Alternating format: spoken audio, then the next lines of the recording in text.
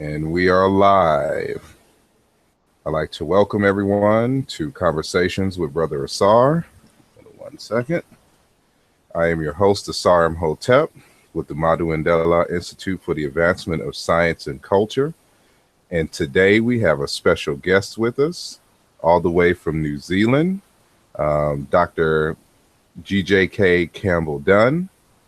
I'm going to give a little brief bio about him, and then we'll get into our discussion. Dr. Graham Campbell-Dunn was awarded his MA in Classics with first-class honors by the University of New Zealand and went to Cambridge on a postgraduate scholarship. There he studied under the comparativist W.S. Allen and R.G. Coleman and was privileged to be taught by John Chadwick, who worked on Mycenaean Greek. His teachers also include John Lyons, if I'm pronouncing that correctly, in linguistics, Frank Stublings, R.M. Cook, and Hugh Plomer in archaeology. Returning to New Zealand, he taught classics at the university and researched a PhD on Herodotus, the Greek historian and anthropologist. He has a special interest in Italian substrate theory and has spent his retirement investigating links between Africa and the early Mediterranean. Graham is a follower of the German Africanist D. Westermann. I would like to welcome Dr. GJK Campbell-Dunn to this discussion. How are you doing today, sir? Very fine, thank you. I appreciate you coming through and having a conversation with us. I just want to start off with a little bit about yourself. Can you tell me, a little bit about yourself?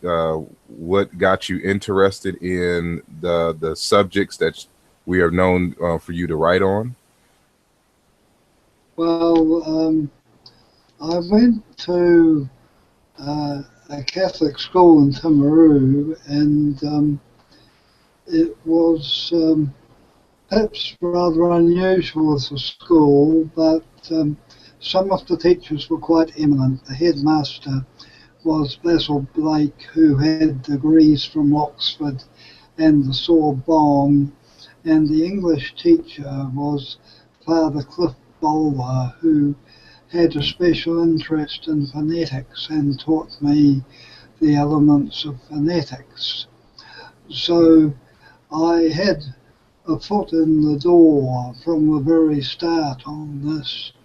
I did my degree at Canterbury and in classics because I had specialised at school in Latin, and Latin was one of my best subjects. So I originally intended to go into school teaching and teach something like a combination of Latin, English and history.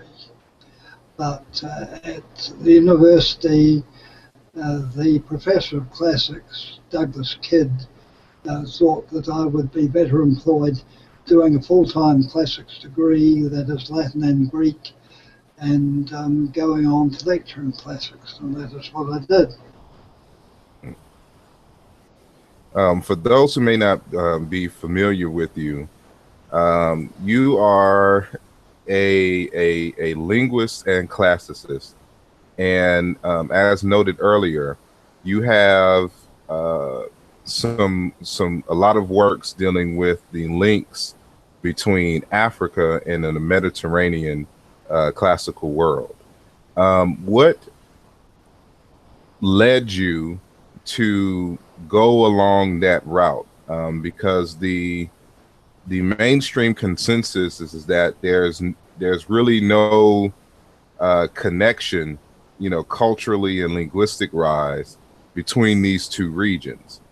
And so what has led you to argue the point that there may be an African origin to these languages and a lot of these cultural artifacts? Well, my tutor at Cambridge observed when I was there that there had been a theory that Linear A was connected with Bantu, and he said the theory had been rejected. But it seems to me that he still wondered if there was something in it. But I didn't actually study linear array at Cambridge, but I had studied Mycenaean Greek at Canterbury and was aware of the connections between the Linear B script from Crete and the early Greek language. And at Wellington, I spent 20 years teaching Greek art, and one of the things I made a feature of in Greek art was the prehistory, the Minoan connections, and Minoan civilization. So I opened my art course each year with a brief account of the Stone Age, then went on to the Minoans, and then launched into Greek art proper. So when I retired 20 years later, I was aware that Minoan art was unusual, it was fascinating, and largely unexplained. There was no adequate explanation of where the Minoans came from, who they were, or anything of that kind. And it was considered that what language they spoke was unknown. When I retired, I decided to investigate this matter. In fact, when I first got married, my wife, who was an Italian, showed me a grammar that her uncle had had in Africa. Her uncle was involved in the war in Africa, and he had a grammar of Swahili. And we looked at this grammar of Swahili, and I saw such things as mutoto, watoto, children, and so on in the Swahili grammar. And years later, when I retired, I was looking at linear array and realized that there were features of linear array, such as uses of prefixes, that resembled Swahili.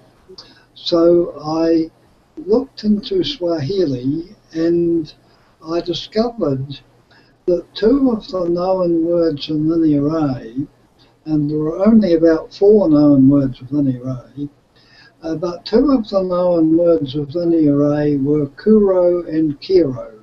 And kuro was considered to mean large total, kiro was considered to mean small total. I consulted Meinhof on this subject, and he observed that the prefixes ku and ki meant large and small in certain African languages, including Bantu. I found that words in Swahili used ku and ki to mean large and small as prefixes on the word. So I considered then that there was something in the possible connection with Bantu. Once I had reached this conclusion, I contacted John Chadwick with my theory that linear A was connected with Bantu. And Chadwick was somewhat skeptical about this, but he suggested that I apply comparative linguistics to Proto-Bantu and linear A. And this is how I came to get involved in this type of work. I got hold of various books, such as Westermann's book on Sudanic languages. And this reconstructed various roots of Sudanic. And I discovered that a number of these roots actually occurred in linear A. Westermann also had a pupil called Mukarovsky, and Mukarovsky was a more recent scholar. He wrote in the 70s. Westermann wrote in the 20s. And they both gave a list of roots for Western Niger-Congo languages. And I used these to set up connections between linear A signs, which were monosyllabic, and the roots in Western Sudanic. And after a while it became evident that many of these connections that I'd established could be sourced to Nigeria. In other words, Nigeria was a possible place of origin for Niger-Congo languages, and so that was not altogether surprising. So I had about 12 attributions which matched, and if you do a factorial on 12, you get quite a large number. And if you put 1 over factorial 12, you get a very small fraction. So I realized that I had identified enough words to make it probable that what I was doing was not an accident, but was quite important. All right. I followed all this up, and over the years, about 20 years, I've gradually increased the number of linear A signs that I've been able to explain in terms of African languages, mainly Niger-Congo. And I had about 50 or 60 signs which I explained in terms of the proto-languages, Proto-Western Sudanic, if you like, or Proto-Western Nogritic, to use Mukarovsky's terminology. Of course, the factorial on 50 or 60 is really colossal, and the probability that it was an accident had become so small that one could not really consider it an accident at all. But I did not have all the signs explained, and it was some time before I realized, more or less by accident, that there was a connection with Fula. And once I discovered this connection with Fula, I followed it up and eventually came to the conclusion that linear A was connected with the Atlantic branch of Western Sudanic, that is, with Fula and Gola and Bulom and Limba and languages of that kind. And these Atlantic branch languages are rather unusual. The Niger-Congo languages are considered to have a structure in the noun which consists of prefix plus root, but in the Atlantic subgroup, the prefix plus root structure tended to be obscured. In other words, the prefix merged with the root, and this created complications and difficulties in making the identification. But these difficulties turned out to be quite crucial for understanding linear A. So I concluded that linear A was actually derived from a Niger-Congo language of the Western Sudanic branch, but more specifically from the Atlantic subgroup. And this is where I am today. The amazing thing is that following up this Atlantic subgroup, I have now discovered that the Indo-European languages seem to have come out of the Atlantic subgroup of Niger-Congo. And that is really remarkable because people have always thought that the Indo-European languages were quite independent Hmm. of Niger-Congo and so on. Speaking of that, I'm holding one of your books in my hand. For those who may not know what he's talking about, at least a preliminary examination was done way back in 2006. And this is his book, Comparative Linguistics, Indo-European and Niger-Congo, where he makes these comparisons. And it's quite a remarkable conclusion that the Indo-European languages would come out of these African languages, given, as you said, that the consensus, prior was that, it was independent, from a lot of the languages, around the so-called Urhamat, or the origin area of, Indo-European. Since your book, there has been another linguist by the name of Jean-Claude Mboli, and we've interviewed him on this channel as well. And he, going a different route, however, he has come to the same conclusion, however, that the Indo-European languages come out of the African languages, but he uses Dr. Theophilo Obinga's language family title of Negro Egyptian. And he argues for multiple waves, at least 3 waves of Negro Egyptian speakers, who have migrated out into the Mediterranean. He uses the Mediterranean hypothesis that Indo-European started there instead of near the Caspian, as you argue. And I know that's been the back and forth between linguists in terms of the origin of Indo-European. But I wanted you to, go a little bit more in detail about this particular work here. And, what were some of the major finds that, led you to conclude that Indo-European has a Niger-Congo, origin?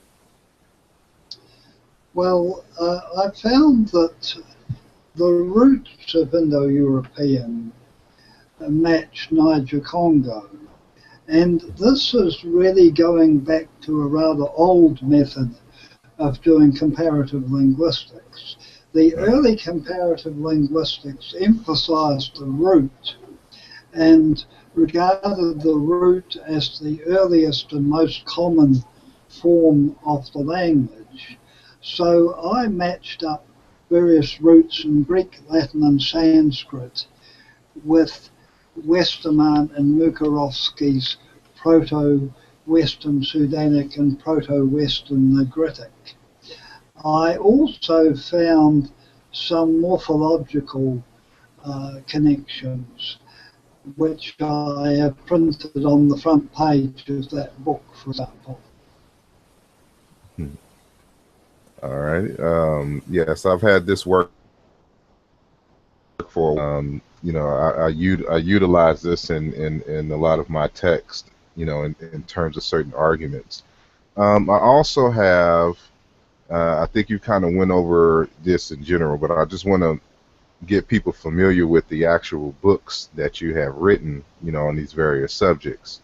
I also have the Minoan book, but I don't have it on me. It's in my house in Texas. But here I have the African, what is this? The African Origins of Classical Civilization. I think you wrote this in 2009, 2007? Let me make sure. 2008, I'm sorry. This 2008 publication, for those in the audience who are watching. Can you tell us a little bit about this text? Yes, it's more of a study of the civilization. In other words, I compare the civilizations. And early Greece is remarkable for the importance of masks and interest in snakes and various things like this. If you go back to Minoan Crete, you also find an interest in African animals, and that monkeys, for instance, appear in Minoan art.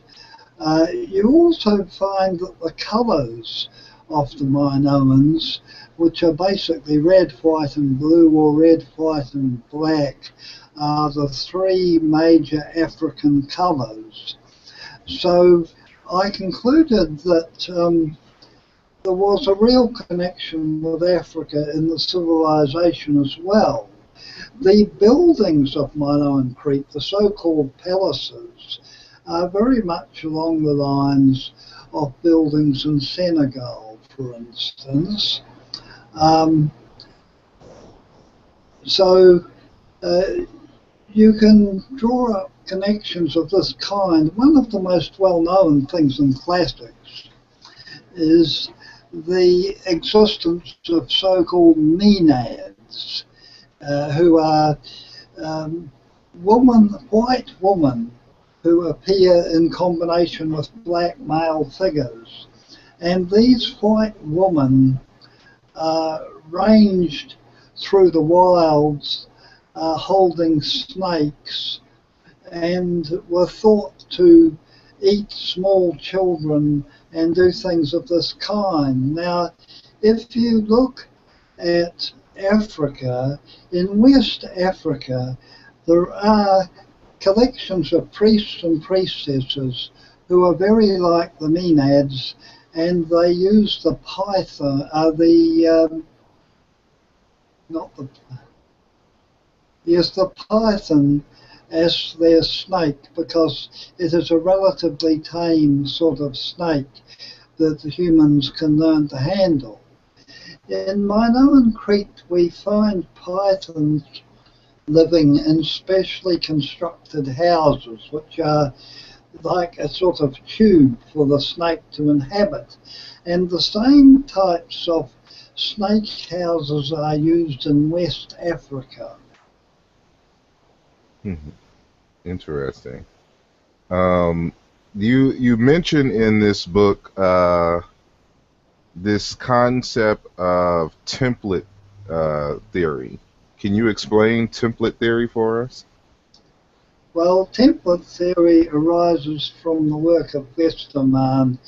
Westermann sets up schemata of the form KVK, which are consonant, vowel, consonant, and he arranges his roots within this type of framework. If one believes that there was a template for early African languages and believes that it began with a consonant, followed by a vowel, followed by a consonant, followed by a vowel, one has a fairly rigid system. There has been a lot of argument about whether Indo-European roots began with a vowel, and it's still going on, I think. But if you believe that Indo-European roots came out of Africa, the evidence for initial consonants in the root is much stronger in Africa than for Indo-European. And one can set up new Indo-European etymologies which derive them from African words. I see. You were mentioning here that as far as template theory is concerned, that, you know, the consonant vowel, consonant vowel, consonant vowel, which would be, I guess, a trisyllable. For early Niger Congo, and it is interesting that a relatively recent paper by Roger Blinch, the Niger Congo linguist, you know, out of Europe, he wrote a paper, you know, arguing that fact that Niger Congo may have had a trisyllabic, you know, root structure.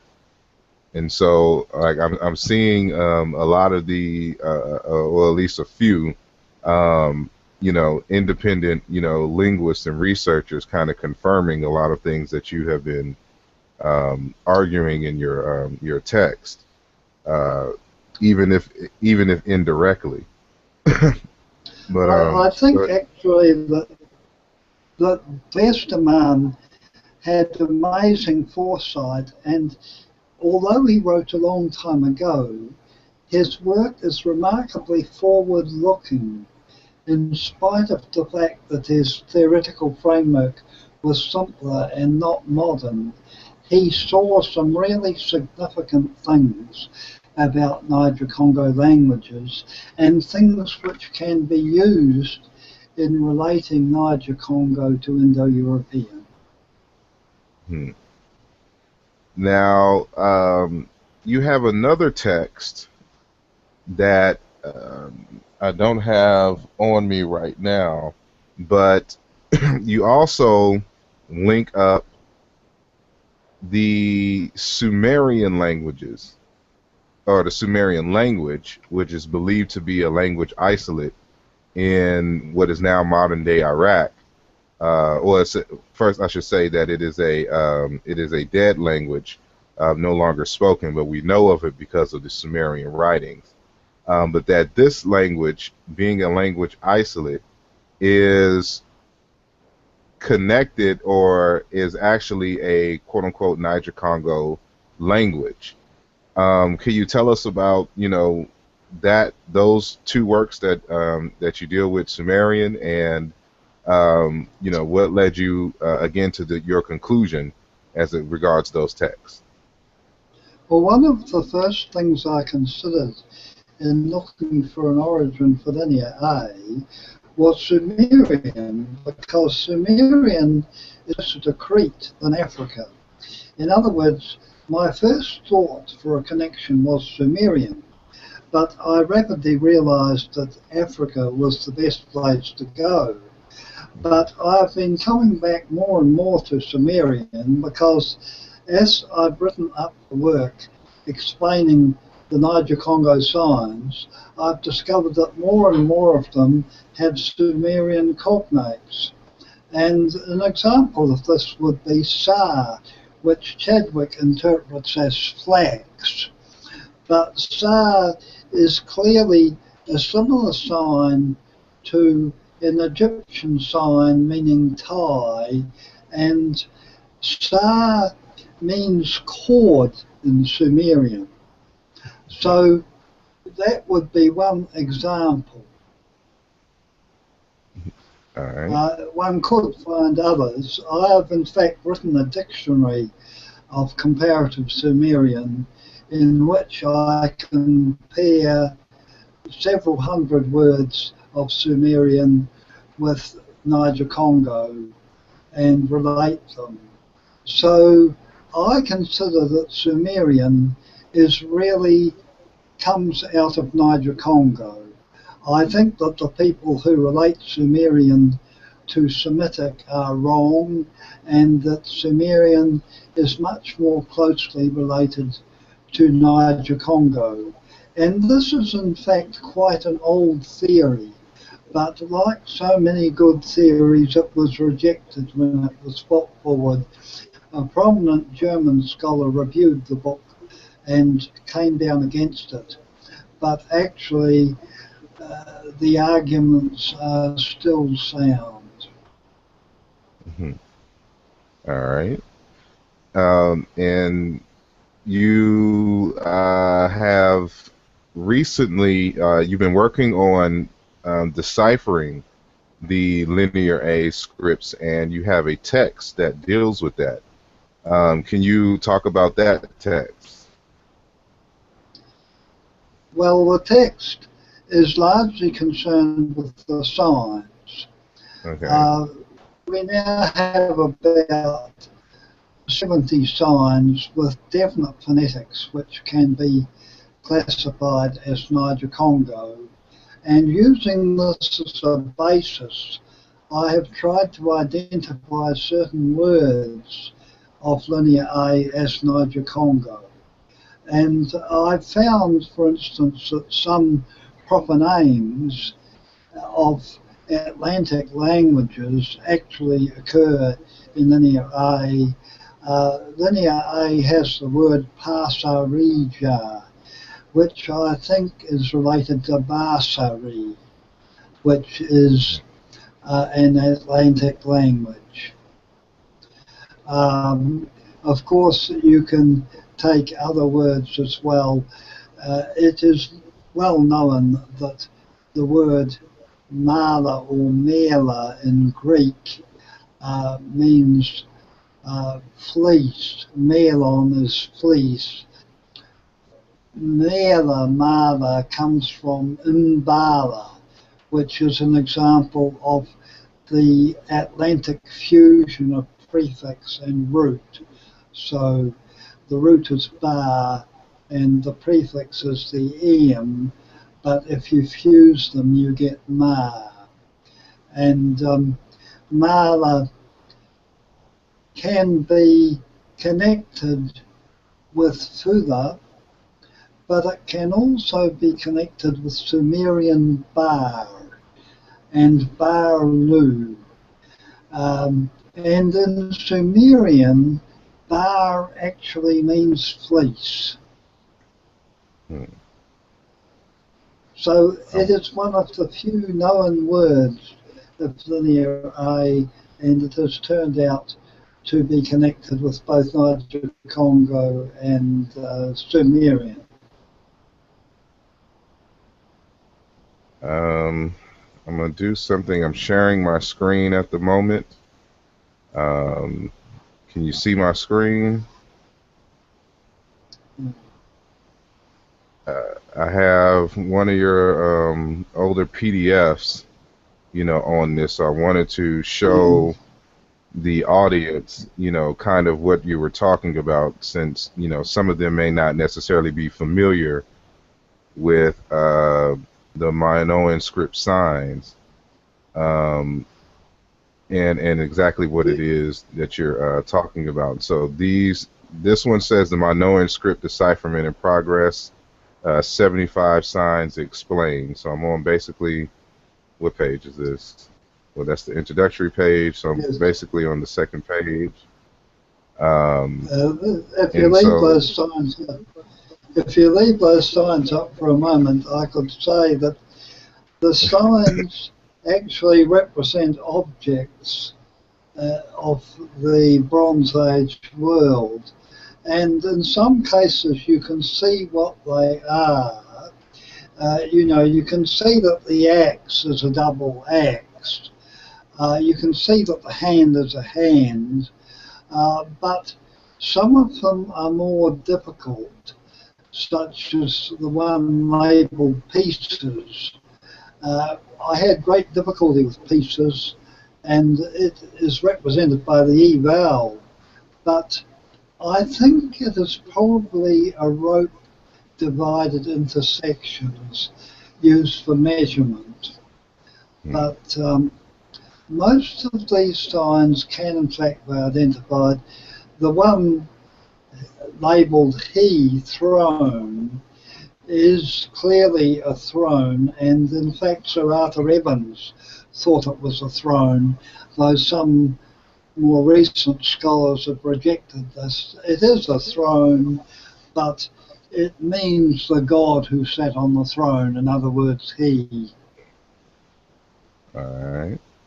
And so we can see here, you compare them with signs in ancient Egyptian script. And so we can see, for those who are familiar with the Meta-Neter hieroglyphic signs, this Q1 seat with the WS or ST value for a seat or throne or whatnot. And this is what you can see. So you can see the similarity. Yes, one of the things I found was all the Minoan signs have correlates in Egyptian.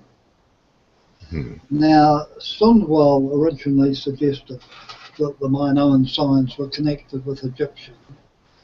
Victor Parker told me that it was difficult to identify Minoan signs, and some means of identification was needed.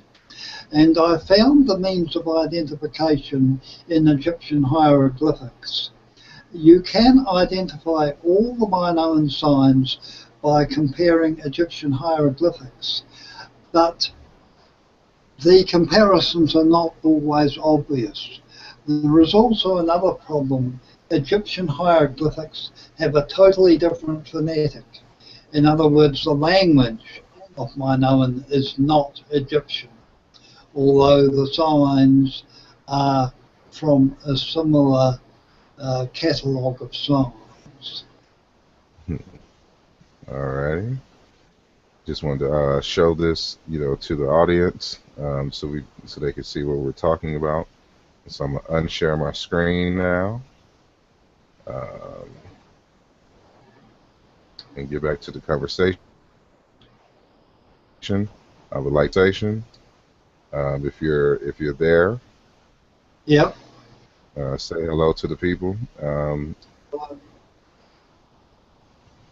We have to wait for his microphone to get unmuted, but we'll come back to him later.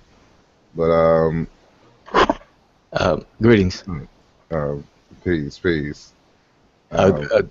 Greetings, Brother Saw. Greetings, Mr. Dunn. I'm listening in and just enjoying the information, trying to take in as much as I can, and follow along. If I have any questions, I'll definitely chime in if I'm permitted. All righty. Appreciate you for joining us. Okay.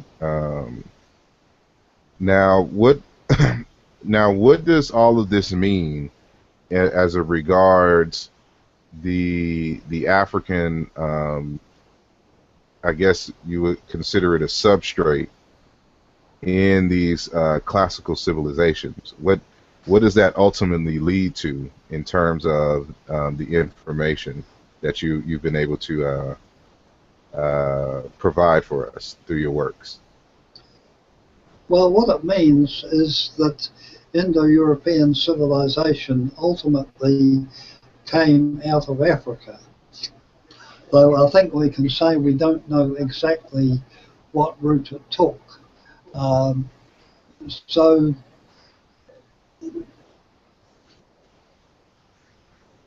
it really looks forward to a revision of the whole question of comparative linguistics and comparative civilizations. But the result is not surprising because evolutionists have maintained for some time that civilization came out of Africa. The only problem has been that although this is said, the specifics of how it came out are not understood, and this has led a number of people to reject the idea. There is also the problem of what is happening in comparative linguistics. There are two types of comparative linguists, the lumpers and the splitters. And the lumpers believe that all languages came from a common source, and the splitters believe that the different languages came from a number of different sources, perhaps an Asian source and an African source, and so on. They don't know how many sources. This has led to the idea that some languages are isolates, because if they could originate separately, a language could originate separately and be an isolate. I think this is quite wrong. I think that the lumper hypothesis is correct, that all languages are from a common source and that they all came out of Africa. So how does this affect the dating of languages, especially kind of modern dating? Because they typically say that you can't date a language past, let's say, 8,000 to 10,000 years or something to that nature. How do you feel about those constraints on going back in terms of language? I think they're probably wrong. I understand how they've been arrived at, but I think they're probably wrong. I think one if one brings back, one gets back further than 8,000 years ago, without a doubt. But of course, the further back you go, the more difficult it becomes to say anything very specific. That's really the problem. Mhm. All right. Well, what new information, what new works are you working on, if you are working on any new works currently? What is on the horizon? What new discoveries have you made? At the moment, I am doing a dictionary of Greek, which derives the Greek words from African, mainly Atlantic languages. And I have been surprised at how many puzzles that have continued for years in Greek can be explained once one brings in African languages. The Greek word for blood is haima, and this has never been explained, and it can be explained from Gola, which has ma as a prefix and ma as a suffix, and the root is something like sin. So one can actually get haima out of this, and one cannot get haima out of anything else. But many other words are the same. They can be explained in terms of this. A common problem in Indo-European languages is the so-called S movable. And this S occurs at the front of some words and does not occur at the front of others. It is almost certainly an Atlantic indefinite article, which has become fossilized, and it is probably also the S that occurs on the verb, third person singular of the verb in English. Comes, for example, the S or Z of comes is the same S, but you also find the same S in words like step and stop. The TA is used for foot, but you put the S on and it makes it indefinite, and then it becomes a verb in English. Similarly, you can put the S on the end and it becomes a third person verb in English. One can also say that the question of laryngeals, which has caused a great deal of ink to be spilled in Indo-European, is going to be explained by the African hypothesis. The laryngeals are sounds which do not really exist in the Indo-European languages, but which can be inferred to have existed. And they are old sounds, and they are peculiar. They are both vowels and consonants, and they tend to occur in three different forms: as aspirates, as glottalized sounds, aspirates, glottalized sounds, and you have them as the hard sounds in Semitic. But they take three different forms, and these three forms have also been hypothesized for Proto-Western Nigritic and Niger-Congo. Thus, Mukarovsky mentions that the sounds he describes as lanus, that is aspirated, could have been glottalized or could have been fricatives. So I think that in the end, the laryngeals will turn up in African languages as what are most commonly now reconstructed as glottalized or implosive sounds. Interesting. So, are you referring to in Indo-European linguistic orthography when they label it the H1, H2, H3 That's type right. sounds. It's sometimes called H1, H2, H3, or schwa 1, schwa 2, schwa 3.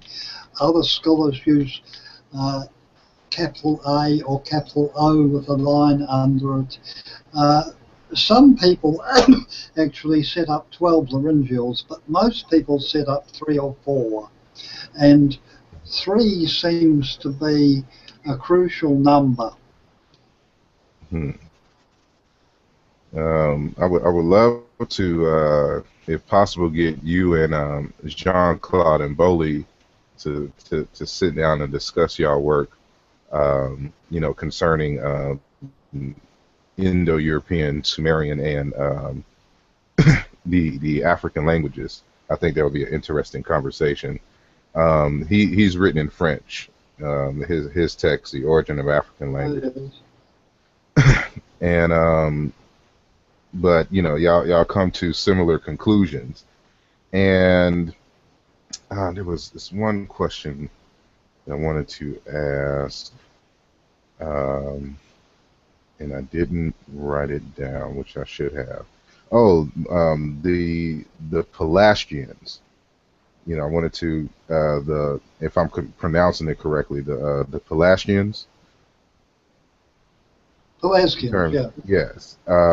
You speak a lot about them, in your works, and I wanted to, introduce the audience to, who are the Pelasgians and why are they important to your work? Well, the ancient Greeks seem to have regarded the Pelasgians as their predecessors. But in fact, Pelasgians turn up all over Greece, and I think they also turn up in Italy, though the evidence there is not so good.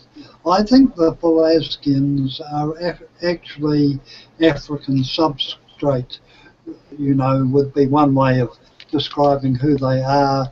They are the early Africans who first went out of Africa and turned up in Greece and Europe. Interesting. I know that another one of your Niger-Congo connections, especially with the Pelasgians, is the Etruscans, and you have written quite a few interesting articles on the connection with the Etruscans and the Pelasgians in Africa, and so. Not only them, I want you to talk about them, but also the Maori. And, who are the Maori people, if I'm pronouncing them correctly, out in New Zealand? Well, the Maoris are thought to have come from Taiwan, but I think that if you study the Maori language, you can source it to Africa. In other words, the words and morphology are African. And the structure, the CB structure, is very blatant in Maori. And of course, this is one of the things that we posit in template theory for African languages. So the Maoris represent a very early migration out of Africa into Asia, and then a migration from Asia down into the Pacific and into New Zealand. So you would posit that these languages are very, very old if we can connect them as far as New Zealand are concerned, or would you argue that this is a relatively recent migration? I wouldn't argue that it's a relatively recent migration, no. It must be a really old migration. After all, the Maori are a Stone Age people. That makes them pretty old. All right. I'm going to open the question up to Brother Wujawu. If you have any questions for our guest, let me know. At this time, no. I'm actually just taking it in, wrapping my mind around what was discussed so far, Mhm. and if something come up, I'll put my hand up. All right. Um, and for the audience, the people who are watching, if you have a question, you can do what we always do, and that is to hit the question and answer app at the top. And if you type in your question, I will see it on the right-hand side of this control panel. Um, but unless we get a question from there, I'd like to ask um, Dr. Dunn if there was something that we kind of missed that you would like to inform the audience about concerning the some of the conclusions of your work in the methodology. I think actually that one of the things about this work is that it emphasizes that the colour and race are not real. And of course, they are real in a sense, but they are not real in another sense. And if everything came out of Africa, all people and all languages came out of Africa, we are all the same people, really. And perhaps we have changed colour in different ways according to climate and so on, but it does prove that people are all a unit and should all try to live together in peace if possible. Exactly. Go ahead. Yeah, I do have a question on that. Actually, I was having a similar conversation where the question was asked in specific with ancient Egyptians, basically, but it can be extended to the entire continent or on the subject of language. Um, is there is there a historical is there historical evidence in the language historically to show that the people were concerned with what we would call racial identities today based on appearance or phenotype, or was it more so evidence in the language where people were put into categories based on their culture and their mode of production and survival, etc.? Well, I wouldn't say that I have a huge knowledge of this, but I think that the evidence I have seen is that ancient people were very sensitive to differences of colour and so on, and tended to be just as prejudiced with regard to race as modern people are. So I think human nature tends to divide itself into groups. The groups then have different customs, different clothing, different religions, and so on, and then they think that the other group is the enemy and fight them and all this sort of thing. But it's gone on for a long time, and it's not a particularly modern phenomenon. Okay.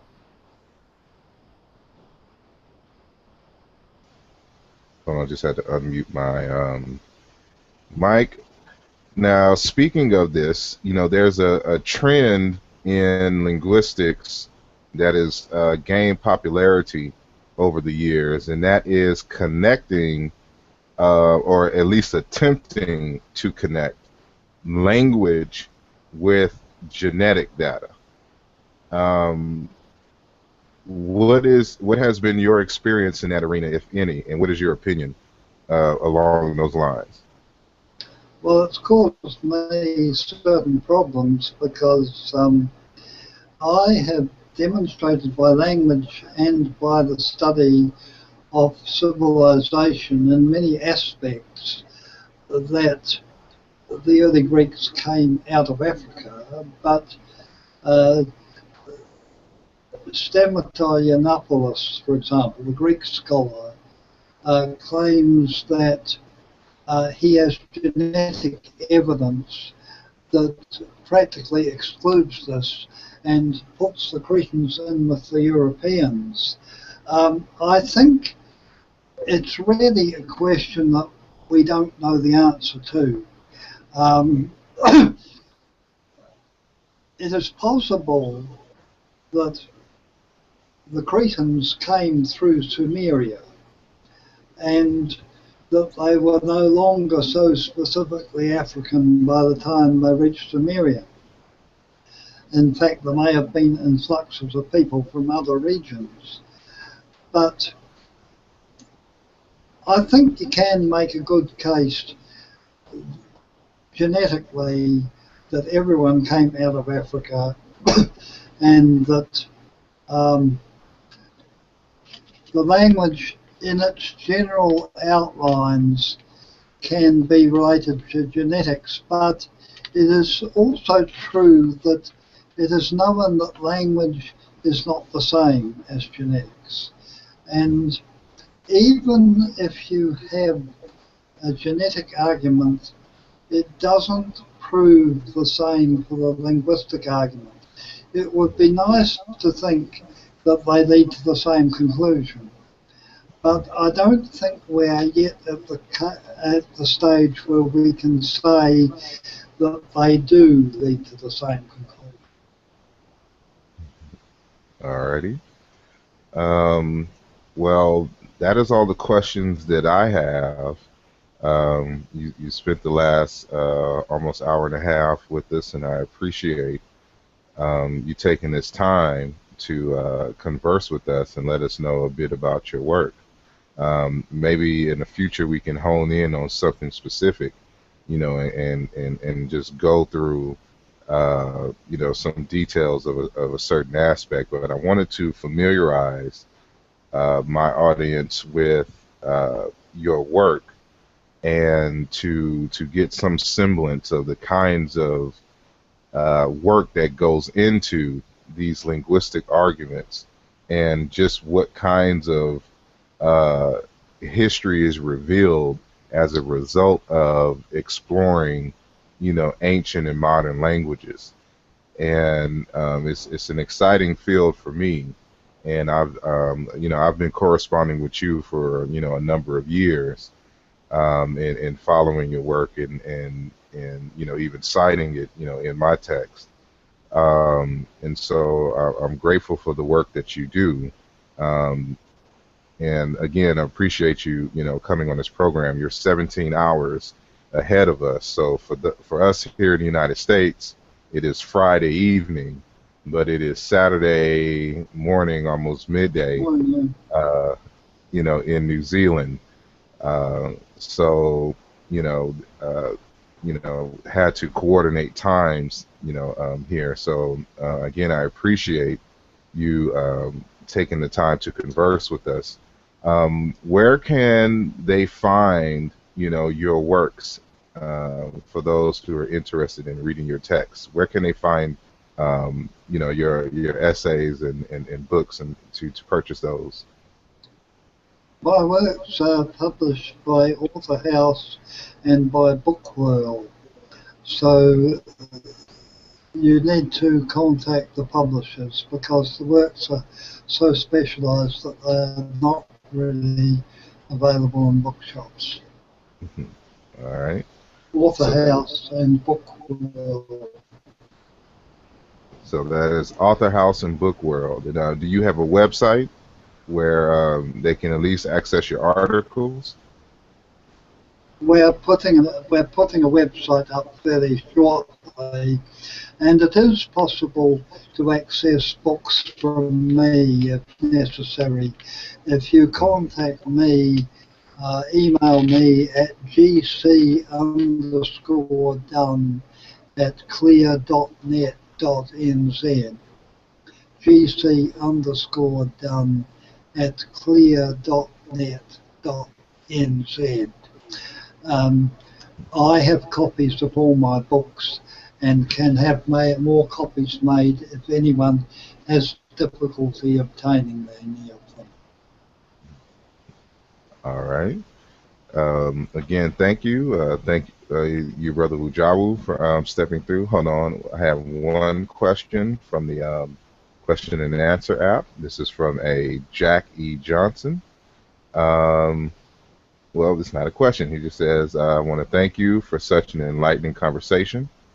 Um, I guess that goes to you, Dr. Dunn, for enlightening them. And I know for a lot of people, this is new information in terms of an African connection, to the Mediterranean world, in terms of language, and culture, and the broader implications, for that, and especially with amongst the Sumerians. Um, and speaking of the Sumerians, the Sumerian and Bantu Niger Congo conversation has been going on for basically almost 100 years, starting with I forgot, it was someone in 1907, but the most famous one is Reverend Wagner, in his work. And there's been a few other scholars who have made that connection with Niger Congo as well. And I think all of y'all together have, really strengthened the case, for an African origin relating specifically to Proto-Bantu, with Sumerian. But again, I would like to thank, you, our audience, for joining us, uh, and those who hung us with us, even though we had a little technical difficulties in timing and things of that nature earlier. I'll let you have the last word, Dr. Dunn. Well, I would say that this work mainly consists of thumbing through numerous dictionaries. If you spend all your life inside dictionaries, it's amazing what you discover. But there's also an amazing amount of work involved.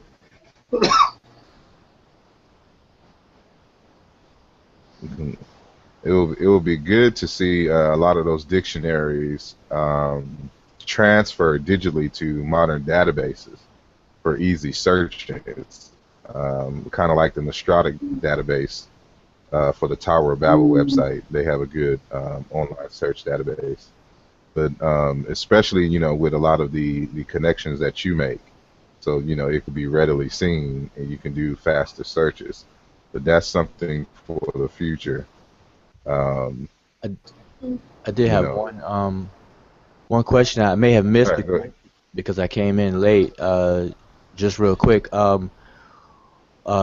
Dunn, what it, what is your future work or your latest project that's being worked on now, or your any upcoming publication? And you may have already answered this, but and I apologize, but I missed it. Well, I'm doing an African study of Greek, so I'm setting up African etymologies for Greek words, particularly Greek words which have not been properly etymologized yet. And I also am planning to work on pre-Greek religion, which again will stress the African aspect. But this will take a slightly different approach to prehistory from what is common at the present day. So I have yet to get on to that. Okay, I appreciate that. Good, yeah. All right. Speaking of that, were you able to review the late Martin Brunel's Black Athena Volume 3, the linguistic evidence? Yes, I've looked at Bernal, Hmm. um, and I say in my African Origins of Classical Civilization that my methods are different from Bernal's. Hmm. I think that probably I am more of a linguist than Bernal, but exactly what a linguist should be doing is disputed, like everything else in linguistics. I think it was Chomsky who said that in linguistics every position is also a counter position, and one can't get away from that. Whatever one is doing, there will always be someone who is doing the opposite. All right. Again, I'll let you have the last word, and then I'll close out. Well, thanks very much for having me on this program. I have found it a very interesting discussion, and like all discussions, it could go on forever, but we have to stop here. All right. Well, thank you again for joining us, and thank the audience members for your participation and for viewing. I will put the links to his where you can purchase his books and his email that he gave out earlier at the bottom of the description on the YouTube recording of this. And so y'all can, contact him and, ask him any questions that you may have. Just stay tuned for more conversations. I try to bring, some of the best scholars, pertaining, various different research questions. And so this is one of those great scholars that I wanted to introduce you to. And you can take a look at his work and take a look at his methods, and we will see you next time. So thank you all, and I'm signing out. Peace. Thank you very much.